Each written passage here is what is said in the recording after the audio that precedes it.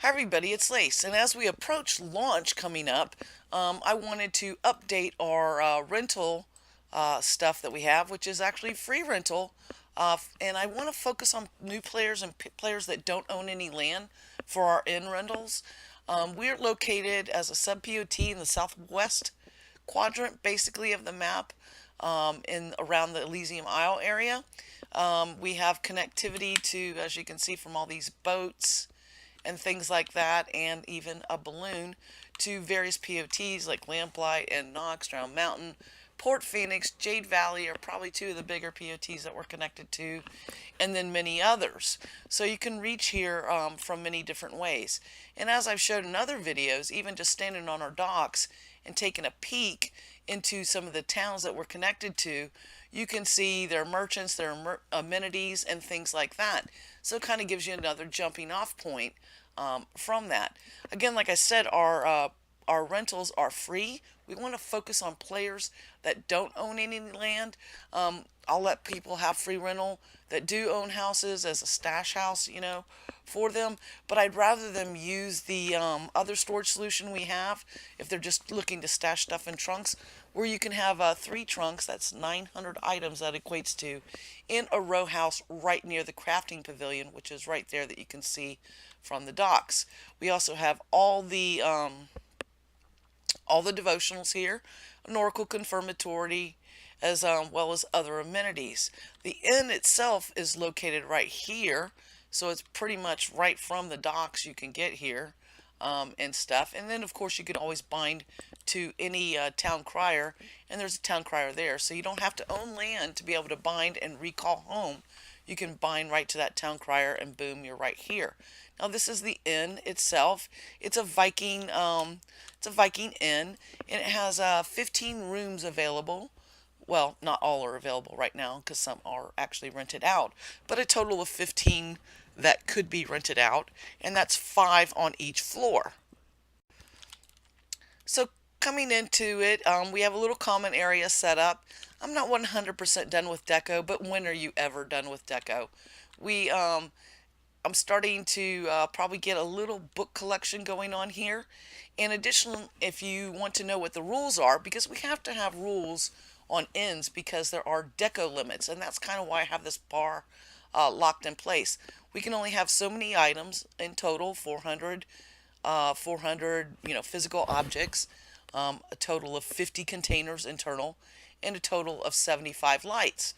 Using that and knowing that we need to have common areas decorated, I've established some rules per room and quantity limits. And I've talked about this in other video, like when this first came out in July, but I wanted to kind of do an updated version of that.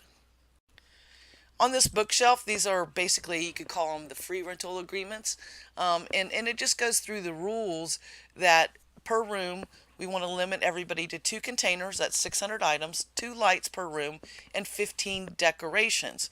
We also have a co-op vendor that will add people as kindred, and you can sell things on the co-op vendor. So, and it's a commission free, so it's not going to charge you anything, and you can use that. We also have a village lot that can be used for common farmland, but you guys are going to kind of have to work that out amongst yourselves. Don't take anybody else's crops, plant your stuff, get it out of there, don't leave it sitting, and things like that. But you'll find that right now it's not heavily used. But that's because most people have land and they grow on their own land. But we do have that amenity available.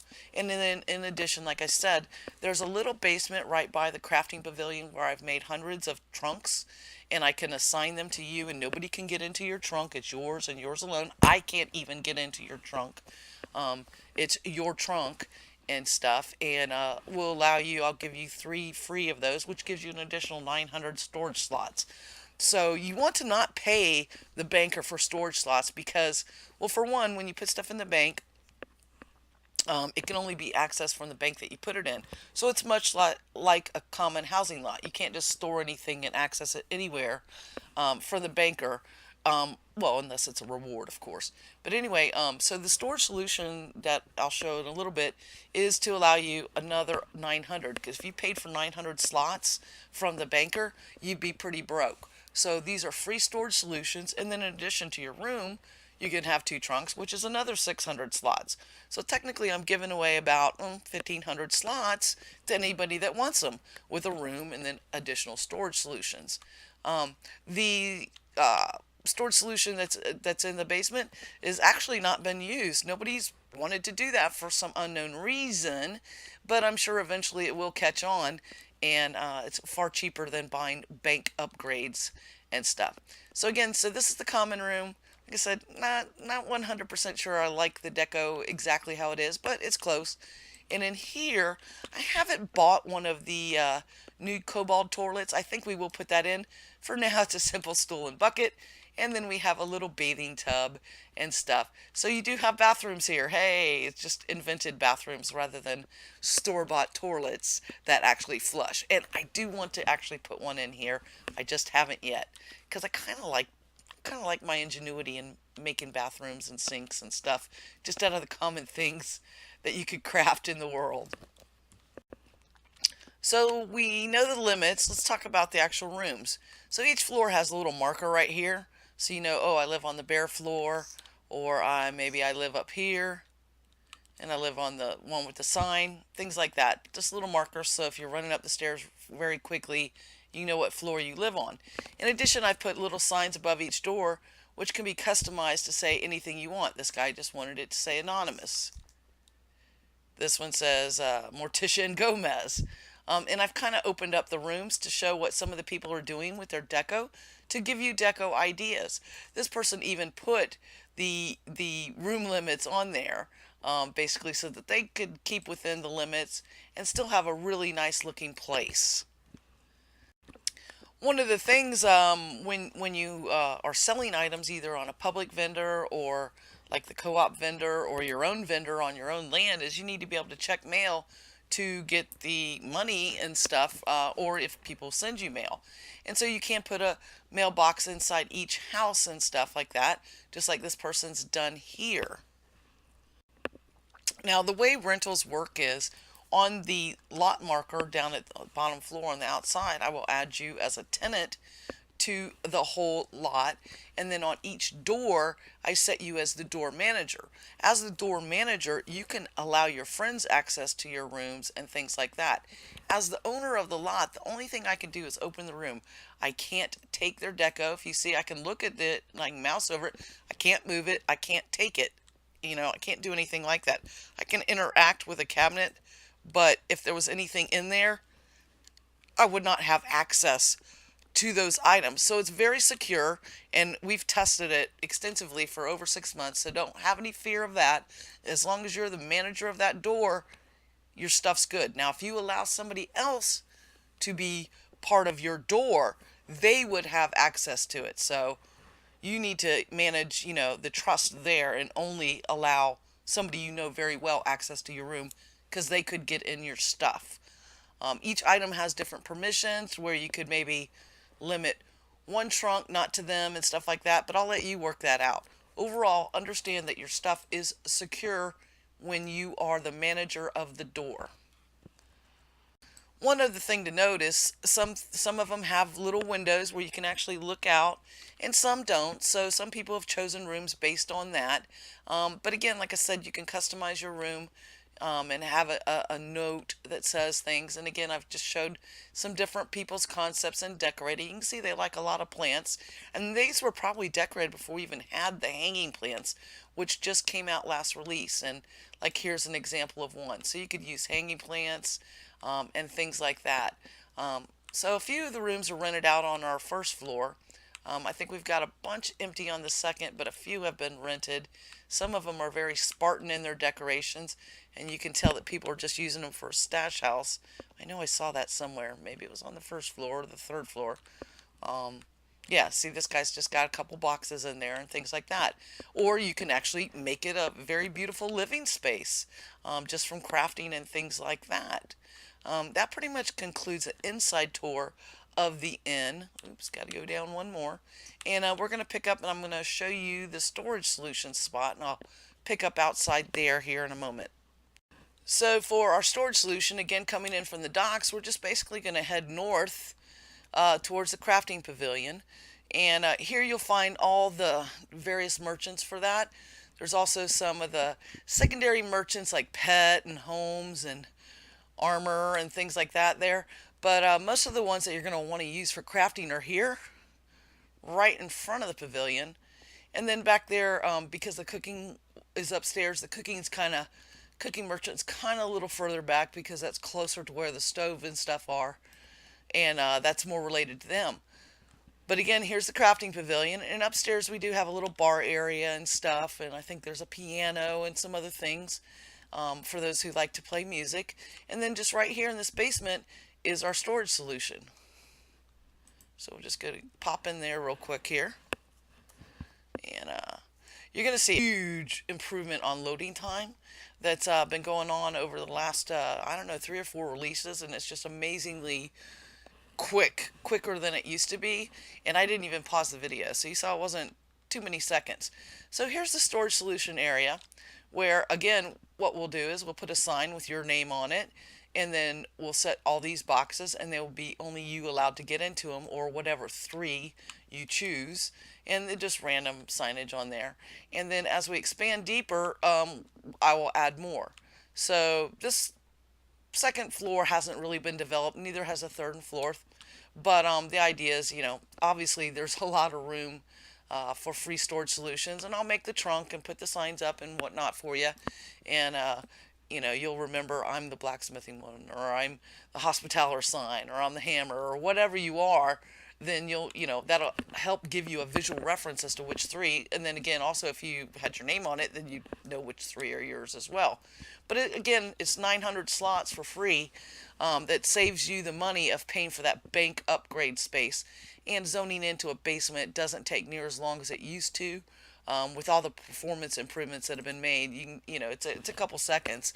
And again, you just be throwing things down there that you want to store. It's not like you're going to be going in and out a million times. You're just going to be squirreling away stuff that could be crafting things. It could be things you want to save, or components you're collecting to make some kind of tool or something like that. So that's the storage solution. The other thing is I want to give you a layout of the town. It's getting a little dark here. Let's get some light going. So coming in from the docks, basically along this stretch that runs east and west, you'll see all the people with backside water lots and then the front side water lots. And then, of course, around the crafting pavilion is our row house area. Now, the plans for expansion are, while we have this horseshoe shaped area, on the backside there will be additional row lots. Right now, I have my personal greenhouse there, but this would become row lots. The gusball field will move over and shift, and we'd have additional, row shopping area, and then with some more village or town lots pushed out this way in that direction. We have tons of room to expand here. We just, haven't placed lots. Back here in the northeast quadrant is our putt-putt golf course, and that's a whole nother video. But there's rules and gusballs and things to do that, so it's just kind of a recreational area with, I can't remember how many holes. There's not 18, but there's like 12 or 13 different themed holes and stuff like that for gusball. Additionally, we have this North Shore area that is back beyond the golf course, and there are homes that are facing the water right now with lots placed, and all this stuff is claimable for the most part. There may be a couple reserve lots, but this whole North Shore area can be claimed, and then there's even an island out there that has places for land to be used as well. And then as this area expands and we get more residents, we'll add more NPC vendors back here. It's not really that far from the centralized crafting pavilion, but sometimes people like convenience of an additional banker or an additional crafting fuel merchant and things like that. So that's the backside of the row houses. On this other side of the row houses, we have started just laying them out just like on the side with the farmland, and just running here. You can see these on the left. Okay, so this will end up expanding all these row houses, and I think they're all pretty much claimable. But then we have now strip areas for village and town lots where houses are starting to go up here in rows on this row, and then there's an additional row on this side over here. So it creates shopping lanes for people with larger sized properties that they own, in addition to just the row house area. And it's laid out in a grid to try to make it, less confusing and stuff like that. So you can see some of those are open. I think we have some land over here available on the waterfront and on the edge of the other side. Additionally, way far back there, you can see we have a giant moon dial, little Stonehenge area and stuff, Druid rings. And again, these are just for flavor, and they may move around a bit. But the whole idea is to lay this out in a nice grid-like fashion that makes sense, where you don't get lost twisting and turning and stuff through POTs. I've been to a few, and it drives me absolutely bonkers. I guess I'm just too rigid. Additionally, there are village lots claimable along this row, where this row is the water facing side. So there's still quite a bit of land that can be claimed here that are some prime locations, should you happen to own land. And if you don't, again, the whole point of this is to show the inn right up there near the zone-in docks and stuff, and be able to use that, especially again for folks that don't own land. Now, should this inn fill up, which again, basically the first floor is mostly rented in it, there's a property right next to it that's claimed, but will be a second inn should we need it. It'll go right there. Also want to point out, our bulletin board will show some of the things and activities that we have going on throughout the month and stuff, as well as just Q&A stuff. Usually the new things will be clustered to the left, and old information that's still relevant will be on the right. We also have a new resident that's right down here, and I want to showcase this one home because he's building a library, or actually has built a library, and he's got basically every book that's in the game that can be found around the world, and he rotates it out, and then also creates and writes his own guides and stuff. We've been putting those, I think he sells them, and maybe there might be a few copies. There's a chest here inside the crafting pavilion that also has free recipes that folks share. So it's a community chest. Up by the bell tower right now, I think it's still our Christmas stuff, but we are going to probably put out, either in the crafting pavilion or out in the town, a place for newbie gear, free armor and stuff, and things that folks donate. So here we are, and this is the lot I want to show you, and there's actually the owner there.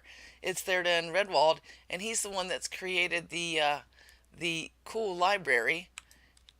And I think he put in, he's remodeling it, I know, but we're just going to pop in and peek. But I just kind of wanted to showcase this a little bit as one of the amenities in the town that's going to be probably more relevant to you role players as he works on. He's created a little area with all these books. It looks like he's got the bookshelves in, but not all the books. Looks like he's still working on that. But he's created an arena basement. He changed the type that it was. And he's got the books where you can mouse over them and read them and stuff. This may not appeal to everybody, but I think it's really cool what he's trying to do here is he's created a library here in Diamond Fields. Lastly, one other amenity that's still, it's going to be an ongoing work in progress, and that's the crafting school that I built. Inside of it, you are going to find public caches with books that I've created and printed, and feel free to take a copy and take home and put it on your shelf. But they're meant as a guided tour through crafting with some of my observations, hints, tricks, and stuff. There's one on the outside that covers all the different tools, and then going inside the school, one thing I wanted to do is do a palette test, because there's so many dyes that you can buy. Knowing what that color is, I've put them all on cloaks so that you can see them, and then samples of the ones from the add-on store. So all the ones around here are the ones that can be crafted in game. In addition, I'm showing what some of the crafted armor looks like, and this is all basically what I'd call fluff gear and stuff. Some of these can be enchanted, some not. But it just, gives you an idea of some of the different things that you can craft. And again, like I said, there's the tool or the book the public cache that has the books in it. Some of these are drop items, and I'm working on getting the Barbarian in here. I haven't gotten full sets of those yet. And then going upstairs, what I've done is created displays that, and each one has, a little mouse over. So these are staves, and if I look at them, these are constructed out of the basic different types of handles. And if I hit control, I can see what rock maple hardwood does and what a leather strap does. I mess over this one, I can see this, and this is all covered in the books and stuff. So we go through the various sets of weapons, different types of leather, different types of cloth, different types of plate and chainmail, different types of weapons, and each one of these has a little informational flyer by it. But again, there's even some more information in the books. Now, when you're trying to craft something, one of the things you want to know is what components should I use? So by looking at these and seeing what happens when I use a leather strap or an iron binding, or seeing what happens when well, those are all the same, but the boots are the example where it shows you types of leather and types of binding, which are going to apply throughout all the constructions. So just by looking at boots, you're going to get your leather and your binding information. And then with the weapons, the head of the weapon and then the handle or whatever of the handle or hilt will show you that. So this is meant to be used so you can kind of shop and say, okay, I want to make a two-handed axe made from rock maple with a meteoric iron blade, or I want a set of fustian armor with this kind of binding and this kind of this, to get the exact stats you want. And that's prior to enchantment and stuff. Shields are up on the wall. So anyway, this is meant as a crafting school to give you ideas, inspiration, and help you better learn what materials do what. And then also have books that you can take home. And just a quick peek at a book. I actually try to make it pretty, do a little bit of ASCII art and stuff, but you can read through it and stuff and take it home. So that's just one other amenity in Diamond Fields that I wanted to point out that's unique to our area.